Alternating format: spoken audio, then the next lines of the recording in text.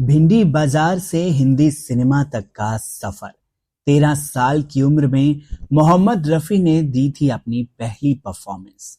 मोहम्मद रफी अपनी real life में भिंडी बाजार से हिंदी सिनेमा तक का सफर आखिर कैसे तय कर गए। सिंगर ने महज 13 साल की उम्र में पहली स्टेज परफॉर्मेंस दी थी।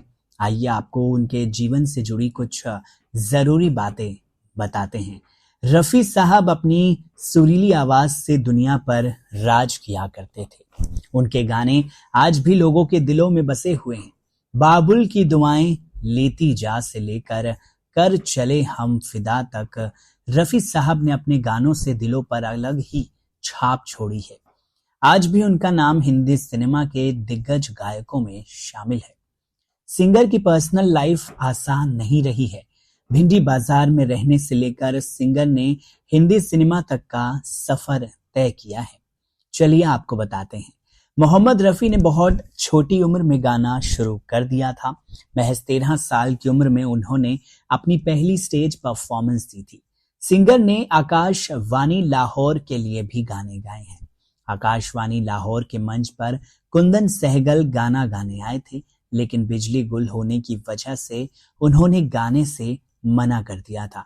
इसके बाद भीड़ को शांत कराने के लिए शो के आयोजकों ने 13 साल के रफी को मंच पर आमंत्रित कर गाना गाने के लिए कह दिया। सिंगर का ये पहला शो था। दिग्गज सिंगर ने इसके बाद साल 1944 में पंजाबी फिल्म गुल बलोच में गाना गाया था।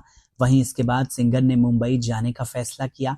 आज करोड़ों दिलों पर राज करने वाले मोहम्मद रफी साहब मुंबई में भिंडी बाजार के 10 बाय 10 के कमरे में रहा करते थे। ये बात मोहम्मद रफी साहब के बारे में बेहद कम लोगों को ही पता है कि वो भिंडी बाजार के 10 बाय 10 कमरे में रहा करते थे। मुंबई आने के बाद उनके पास रहने का कोई खास ठिकाना नहीं था। ऐसे में जो कमरा मिला उन्होंने उसी को ही अपना कमरा बना लिया, अपना रहने का स्थान बना लिया। और उसके बाद जैसे जैसे कामयाबी और शोहरत मोहम्मद रफी साहब के कदम चूमने लगी, वैसे ही मोहम्मद रफी साहब ने खुद का और परिवार का पालन पोषण करना शुरू कर दिया।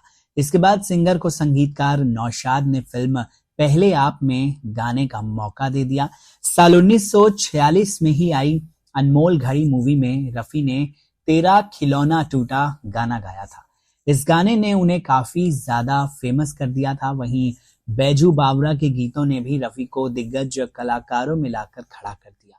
संगीतकार नौशाद के लिए सिंगर ने कई गाने लिखे हैं। मोहम्मद रफी मदन मोहन, गुलाम हैदर और जयदेव जैसे फेमस संगीत निर्देशकों की पहली पसंद बन गए थे। रफी के गाए हुए गानों पर भारत भूषण, देवानंद, दिलीप कुमार, शम्मी कपूर, राजेश खन्ना और धर्मेंद्र जैसे सितारों ने अभिनय किया है। बहरहाल रफी साहब से जुड़े इस किस्से को लेकर आप क्या कहेंगे, कमेंट सेक्शन में जरूर लिखकर बताइए।